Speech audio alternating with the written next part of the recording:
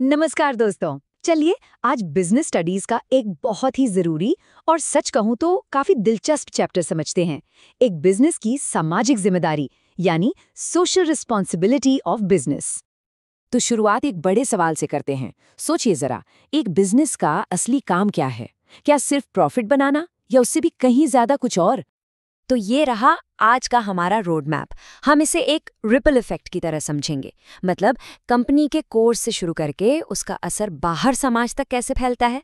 काफी दिलचस्प है ना? ठीक है, तो चलिए अपने पहले पॉइंट पर आते हैं।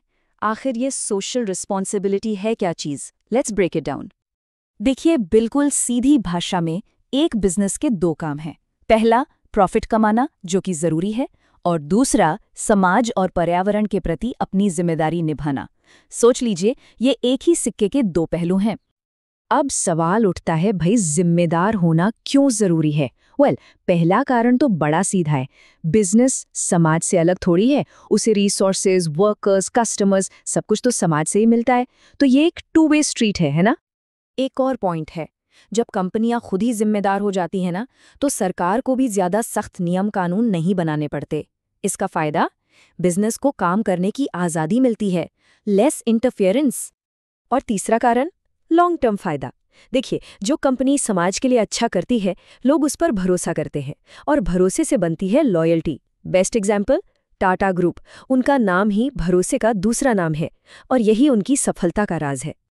तो चलिए अब उस रिपल इफेक्ट के पहले घेरे में चलते हैं, यानी कंपनी के अंदर की जिम्मेदारी। सबसे पहली जिम्मेदारी है ओनर्स या शेयर होल्डर्स के प्रति, जिन्होंने पैसा लगाया है। उनका इन्वेस्टमेंट सेफ रहना चाहिए, उन्हें एक फेयर रिटर्न मिलना चाहिए, और कंपनी में क्या हो रहा है इसकी सही जानकारी भी मिलनी चाहिए। ट्रांसपेरेंसी यानी पारदर्शिता बहुत जरूरी है। अब आते हैं कंपनी की रीढ़ की हड्डी पर, उसके एम्प्लॉयज़। उनकी जिम्मेदारी भी उतनी ही बड़ी है। फेयर सैलरी टाइम पर मिले, काम करने की जगह सेफ हो, और आगे बढ़ने के मौके मिलते रहें। और हाँ, सम्मान तो सबसे जरूरी है। इन्फोसिस जैसी कंपनियां इसका बेहतरीन उदाहरण हैं। ओके, तो कंपनी के अंदर की बात हो गई। अब ये लहर थोड़ी और बड़ी होती है और मार्केट तक पहुंचती है। यहाँ बात आती है कंज्यूमर्स की, यानी हम सब की।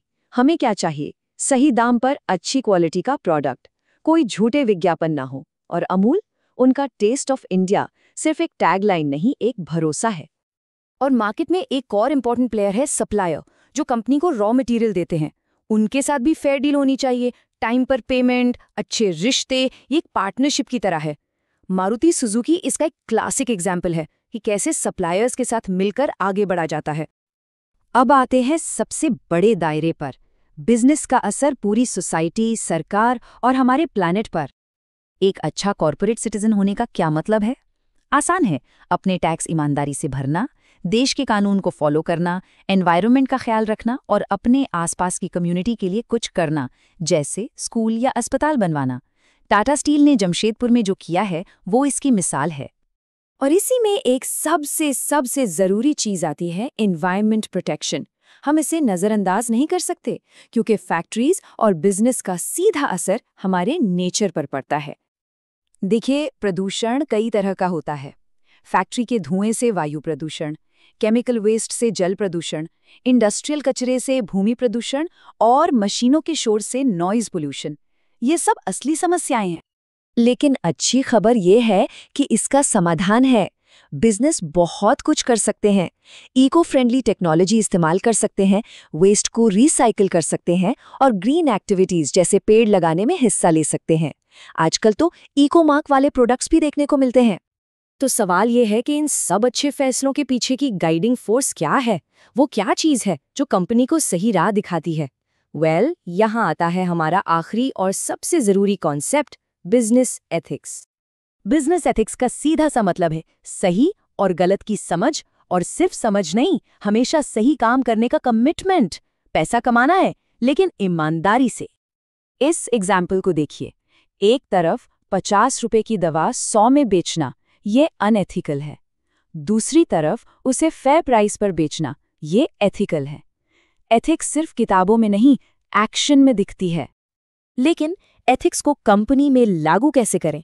इसके लिए एक पूरा सिस्टम चाहिए। सबसे पहले टॉप मैनेजमेंट को कमिटेड होना होगा। फिर एक कोड ऑफ कंडक्ट बनेगा, यानी नियम कायदे, और ये चेक करना जरूरी है कि हर एम्प्लॉई, छोटे से बड़ा, इसको फॉलो करे। टू सम अप, मशहूर अर्थशास्त्री मिल्टन फ्रीडमैन ने भी यही कहा था। उनके हिसाब से प्रॉफिट बढ़ाना ही बिजनेस का काम है, लेकिन एक शर्त पर, जब तक आप गेम के रूल्स फॉलो कर रहे हैं, बिना किसी धोखे या फ्रॉड के। तो चलिए, इस एक आखिरी सवाल के साथ इस चर्चा को खत्म करते हैं। अगर थोड़ा सा अनएथिकल होकर ज्यादा प्रॉफिट कमाया जा सकता है, तो कानून के अलावा वो कौन सी असली ताकत है जो एक बिजनेस को सही रास्ते पर रखती है? सोचिएगा जरूर।